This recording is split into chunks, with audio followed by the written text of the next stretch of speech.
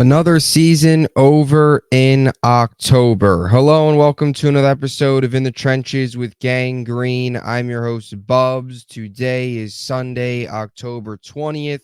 It is late Sunday evening and will soon strike midnight on Monday morning. And the New York Jets fell to the Pittsburgh Steelers, dropped their fourth straight game, 37-15.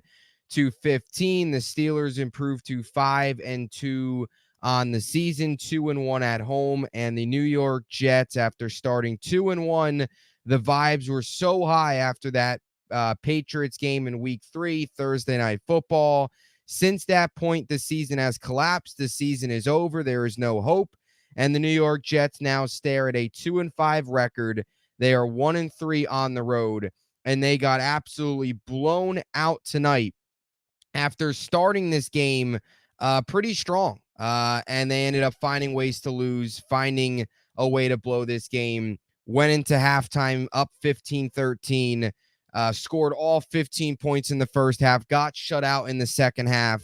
And man, this team just sucks. I mean, there's no other way to put it. I think I said this last week, and I probably even said it in the Vikings game.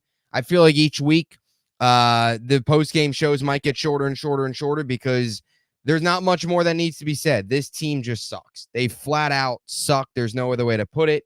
Good teams find ways to win. Bad teams find ways to lose. And the New York Jets aren't just a bad team. They are an atrocious team with so many problems that start all the way up at the top and creep all the way down to the bottom of this organization, where you can do all these different things, go all in, all this different stuff, make all these changes, and it's still the same old Jets. They still find new ways to lose, right? Last week it was the penalties and the missed field goals. This week it was a Garrett Wilson ball goes off his chest into the arms of a Steelers defender. They find a way to blow a game that way. The defense sucks. Broncos, it was the offense not showing up. Every single week there, the Vikings, it was digging themselves into a hole and Aaron Rodgers throwing an interception late. Like every single week, every single game this season that the New York Jets have lost, they have found like different ways to lose it. And tonight might have been the most painful of them all because they were up 15-6 in this game. And it looked like for a while there in the first half that they were going to win this game, pretty convincingly. It wasn't even that they were playing well. It was more so that the Steelers were sleepwalking. I mean, Russ through the first quarter and a half looked cooked. He looked slow. The fans were booing him. You were starting to wonder if they were going to put Fields out there. That's how bad it was. There was a couple terrible, terrible throws. They were getting after him. And then you get the Aaron Rodgers interception, and from that point forward, everything changes. They score a touchdown before the half. That's the difference between going into halftime up 9. Instead, they go into halftime up 2. And the Steelers come out, of course, and continue to pour it on. They put up 24 points in the second half and outscore the Jets 24-0. And to really rub salt in the wound, they went for it on 4th and 2. Najee Harris scored. Jets can't stop a parked car. They put up 37, almost hit 40. This team's soft. They suck. They're full of a bunch of losers. They're poorly run. And that's why they're at 2-5. And that is why another season is over here in October. Look, the Jets it's done. It's done. It's cooked. The season's shot. There's no coming back from this. There is none. You're 2-5. It's over. Rodgers is not the same player. These receivers and Rodgers, Mike Williams is, he had the one catch, but he's still nowhere to be seen. Devontae did had a couple catches tonight, but that was about it. And that's my point. And that's why I guess I can kind of start here. I know I'm going to be all over the place, but we'll ultimately just end up breaking down the offense and defense as we always do. Not that there's a whole lot to break down there because it's been the same thing that we've talked about for 4 weeks here with the offense and defense, both having their own issues on both sides of the football. Heck, the Jets can't even execute a field goal right now. That's how bad they are. You can't even forget the offense and defense. Let's try and kick a ball through the uprights. You get two blocks. The extra point was blocked. Luckily, it was a penalty. Jets got lucky. There probably shouldn't have been a penalty. Minka Fitzpatrick barely even used his hands to push off. They thought they kind of used himself to propel himself to block the field goal. They ended up calling the penalty, and then they ended up getting the field goal blocked again. So there it is, too. Like the Jets getting out-coached right there. Right, Brant Boyer. Right, you get the first field goal gets blocked. Let's maybe adjust. The second field goal gets blocked. No adjustments. But that's besides the point. I'm not going to sit here and talk about Greg Zuerlein and the field goals. We know the special teams, they're not any good. Isaiah Davis is slipping. You've got, Xavier Gibson dropping the ball on a punt return. Like, there's just so many. They just suck. There's no other way to put it. And that's why I said this last week. That Davante Adams, everybody thought, oh, Davante Adams, we got Davante. This is great. Everybody was bought back in. And I said it. I predicted the Jets to lose this game. I thought it would be a lot closer than this. But I went into this game with zero confidence. Zero confidence. As I said last week, can Davante Adams block? Can Davante Adams play on the defensive line? Can Davante Adams tackle? Can Davante Adams kick field goals? Can Davante Adams coach? There are a lot of things Davante Adams can do, no doubt. But he can't play every position, and he can't do all those things I just labeled off. So, again, all these people out there that thought, oh, Davante Adams, you are going to be eating a giant piece of humble pie this week, because if you really thought Davante Adams was going to come in here and change and be the reason that all of a sudden everything was going to turn around just because the Jets traded for Davante, you're lost. You're delusional. That is so delusional to think that everything was going to change because of Davante Adams. Come on now. We saw this coming from a mile away. This team's not any good. Their issues are so much deeper than adding an all-pro talent at wide receiver. They need to blow it up. They need to fire everybody. They need to blow it up. Half of this roster is not even going to be here next year. The season's over, like I said. Like there's not much more I need to say. There's not much more I need to say. There really isn't. Really is not. They're 2-5. And that's the crazy part. They are 2-5 with Aaron Rodgers. This team last year was 4-3 with Zach Wilson. And somehow they are 2-5 with Aaron Rodgers. I mean, how did you get worse than you were last year? How do you manage to do that? And that's another point, too. The Jets are out of options. They're out. They're done. They fired Robert Saleh. They changed the offensive play caller. They traded for Davante Adams. And they're 2-5. There's nothing more this team can do. They are just a bad football team. And you're not able to fix bad football teams middle of the season. The way you fix bad football teams is blowing it up, restarting, and we have to wait for them to do that, unfortunately, until the offseason. And that stings because it's October 20th. Although by the time many of you are watching this, it'll probably be October 21st. But you get the point. It's still October. We haven't even hit Halloween and the season's over. Jets football. Same old Jets. It's just so pathetic. But don't worry, guys. Reddick's showing up. Reddick will show up 2-5. Reddick's showing up. That's great. Isn't that pathetic? Isn't that pathetic? The Jets reach an agreement with Hassan Reddick. He will show up. Great. Reddick showing up 2-5. 7 weeks late, buddy. 7 weeks late. He's going to provide nothing. He's going to be out of shape. He's not going to be in football shape. I would have came on here if the Jets lost and would have still said, or not the Jets lost. If the Jets won, I would have came on here and still not had high hopes for Hassan Reddick because he hasn't played since last year. He's missed 7 weeks. He hasn't been in NFL building since last season. Like the guy, I mean, for all we know, this guy's going to show up. I mean, how we even know this guy's going to show up in shape? What we've seen a couple workout videos. That's about it. So, don't even get me started with the Reddick stuff either. That's pathetic. And that's all I've got for the Reddick stuff. I'm not going to come on here and give you this positive spin on, Reddick's coming back. It should provide us a boost. No, the team sucks with Reddick. The team sucks without Reddick. The team sucks with Davante Adams. The team sucks without Davante Adams. The team sucks with Robert Saleh. They suck without Robert Saleh. They suck with Todd Downing as play caller. They suck with Hackett at play caller. They suck with Aaron Rodgers. They suck with Zach Wilson. They suck with Flacco. Whoever you want to throw in at quarterback, Tim Boyle, Simeon, whoever you want to throw in at coach, whoever you want to throw in at offensive coordinator, whatever you want to change, whatever you want to do, this team will always stink. Because there is a stench in this organization that is still looming. And one guy can't overcome it. And we thought that one guy was Rodgers, and it's clear as day it's not. And he's washed. He's cooked. Rodgers not the same player he once was. It's clear as day. I mean, and I tried to be a little patient with Rodgers, I guess. Even after that Minnesota game, I still was kind of saying I didn't feel 100% maybe he wasn't washed, but after last week, I mean, I didn't think he played terrible last week, but you throw this week in here, the Minnesota game was pretty bad. The Denver game was bad. I mean, he's had 3 bad games. The Jets have played 7 games. There's been 3 of them that have been bad. San Fran wasn't good. I don't think it was terrible. A lot of it was they barely had the football. So you want to kind of put that game aside as a push. Fine. New England was good. Tennessee was The one half of Tennessee was good.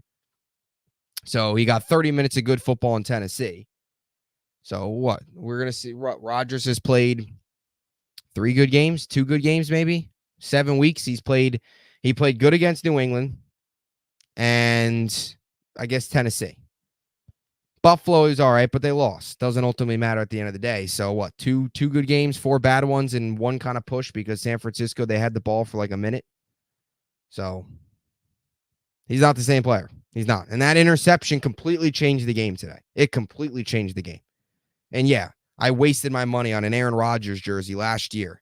This piece of garbage jersey that I wasted my hard-earned money on because I'm a Jets fan and they suck you in every season. I wasted my money on this jersey and they don't even wear these things anymore. I don't even know why I'm wearing this right now. In fact, I'm not even going to take it off. It's not worth my time. But, I don't even know why I'm wearing this jersey right now. I don't even know why I'm wearing any Jets apparel right now. It's because I just got done watching the game. That's why. So, yeah, the offense was bad. Rodgers was awful. He's cooked. He's done. He's shot. And Rodgers too, man. Like you got to start taking he's part of the problem as well. We could sit here all day and say, oh, Mike Williams not running the right route, this and that. Look, Rodgers got his buddy here. He got his best friend, Devontae, here. And this was the result. This was worse than last week. Seriously, worse than last week. And what does Rodgers do? They're driving a little bit before the half. They could have ended the game before halftime. If they went down and just kicked a field goal and went up 18-6 before the half, you feel great about your chances. And instead, what do the Jets do? Well, they jet. What does Aaron Rodgers do? Well, he turns into a full-on Jets quarterback. And he throws a terrible interception. And then Russell Wilson finds George Pickens for a touchdown. They make it a 2-point game. Right then and there, I knew this game was going to slip away. I knew it. Because that was the starting of a same old Jets melting where they have a lead, they're playing well, one bad mistake, you knew it was going to turn into a bunch of other little mistakes. They were just going to hurt themselves, and they were going to find a way to lose. And sure enough, coming out of halftime, that's exactly what they did. Heck, coming out of halftime, they had a false start on the first play. The first play coming out of halftime, they had a false start. Garrett Wilson jumped. I mean, seriously? The first play out of halftime, you have a false start. Legitimately. And this is, I think, the best way to describe it. The New York Jets right now are a JV team playing up against a bunch of varsity teams. That's what they are. They are a JV team, and all of these teams they're playing are varsity. That's what they are. Or they're like a small school that all these colleges pay to come in and play to have them, early in the season so they can go get destroyed. That's what the Jets are. And the NFL's got to, these NFL teams got to start paying the Jets to go and play them because it's an automatic win. That's really what, this is going to turn into college football here, where teams are going to start paying the Jets to come and play them because they suck that bad. But the offense tonight was dreadful. And Breece Hall did a lot of good things. But after that fast start, it was dreadful the rest of the way. Rodgers under pressure, made some terrible, terrible throws. There's still plays where him and his receivers are not on the same page, which I say it every single week. One of these weeks, maybe it won't be a talking point, but we're in week 7. It's October. How are we still having these same miscommunications that we had in week 1? I mean, and I don't want to hear, oh, they didn't play preseason. No, you've had 7 weeks to get it figured out, and you still can't. I don't get how that is. And the Garrett Wilson, the Garrett Wilson stuff's pathetic. And I will say this about Garrett. Look, he's played well. The last 2 weeks he played good. Tonight was not his best night from that. That drop can't happen. That's pathetic. Drops off your shoulder or your chest. That's inexcusable. That blew it right there. Like that right there was, at that point, the Steelers kicked the field goal. They took the lead. Garrett was open. He makes that play. Who knows what happens after that? It would have been a first down and more. But once he dropped that, you knew, okay, game was over. Like the interception, then the start to half, then the field goal by the Steelers, you could start to see the renderings of a Jets meltdown. The Garrett Wilson was like the cherry on top of the Jets meltdown. Steelers pick it off. They go down and score. Jets, of course, never scored in the second half, so they didn't even look back. But look, this is my thing about Garrett Wilson. You want to sit here and complain you're not getting the ball, or he's always, his days with, even get last year with Zach, always kind of playing the game of, oh, I'm open, all this stuff. Look, you want to talk all this stuff, and you want the ball to, you get upset when the ball's not coming. You got to catch the freaking football, dude. You got to catch the freaking football. Last week, you had a drop in the end zone. You're an NFL receiver. Catch it through contact. And this week, you're wide open. Catch the freaking football. Catch the football. Again, it's drops. It's penalties. I mean, we've all heard that. We've all seen that before. So that was brutal. Really the only guy on offense that showed up was Breece Hall. Let's be honest. He was the only guy on offense that showed up. 103 receiving yards, only 38 rushing yards, but did have the rushing touchdown. He was the only guy that showed up on offense. Garrett, the drop to me, I don't care anything else he did. The drop to me, that's the ball that goes off his chest, that can't happen. That's inexcusable. And, Lazard didn't have a drop, which is a miracle. And to be honest, Devontae, he had 3 catches for 30 yards. So that's nothing. And I saw a stat too. NBC put it up that this is the lowest amount of yards Devontae's ever had with Rodgers in a game since 2017, I think. So they showed a stat to start the game. Every Rodgers stat is either second lowest or the lowest of his career through 6 games. And then you get the Devontae stat. So just everything that this offense does just sucks flat out. All you could do was laugh. I'm not even kidding. I was sitting there and I was laughing. When they blocked the field goal, all you could do is laugh. It's a painful laugh, right? Deep down inside, you're boiling. And again, I don't know if it's the primetime games. I don't know if I'm just numb to it, but I'm just like, usually I start flat out raging and screaming. Right now, I'm just like done. I'm shot. Like I'm not even yelling. I'm screaming. It's just like, I'm just done. I'm shot. This team sucks. Like there's no other way to put it. It's not worth my time and energy. It's not worth my vocal cords to yell at the top of my lungs at this team when it's the same thing every week. And also when they don't even care about their fans. Woody sent the season ticket holder message out the other day about the payments, collecting the payments. That's all that loser cares about. If that stupid chain he wears, I'd like to take it off and throw it at his head. That stupid chain that says Woody, that should be thrown in the trash. And the stupid season ticket holder stuff that I feel bad for all the people that waste their money on this team. Myself included. I waste too much money on this team. Between apparel, tickets, heck, all the time wasted watching these games. It's a sickness. Like I said, we'll all be back here. You know this. We'll be back there 1 o'clock against New England watching the game. I'll be here next week doing a post-game show. It's a sickness. That's what it is. So offense, dreadful. You scored 15 points. Defensively, not good. Ashton Davis got hurt. I thought Jalen Mills actually was one of the only guys that showed up. I thought actually Jalen Mills made a couple plays, but that was about it. I had some notes on the defense. Tackling sucks, so that's not good. Secondary got beat. They're banged up. They were getting beat. Sauce not his best day. Will McDonald did have a sack. He had a couple plays. He was one of the only guys to show up on the defense. Yeah, I mean, Najee Harris ran for 102 yards. Like said going into the game, you got to contain Najee Harris. What does he do? He goes off for 100 yards.